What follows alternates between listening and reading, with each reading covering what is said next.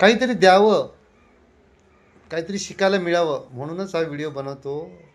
1984ला मी 10वी झालो. त्यापूर्वी परिस्थितीमुळे सीजनल सगळे धंदे करायचो. रक्षापौर्णिमेला, राखी पौर्णिमेला राख्या विकायचो.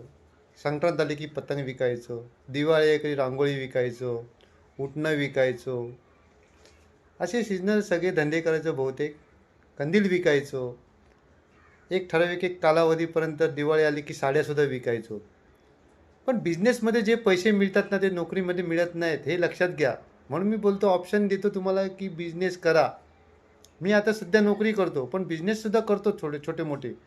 परंतु जे बिझनेसमध्ये मिळतं म्हणजे माझ्याकडे त्यावेळेला वय वर्ष त्यावेळेला साधारणतः असेल एक 15-16 वर्षाचा असेल. त्यावेळेला माझ्याकडे 3-3 मुलं कामाला असायची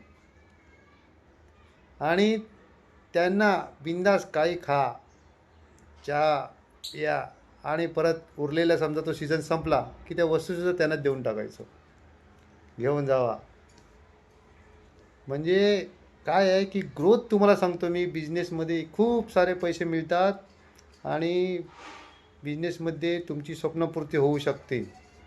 थँक्यू.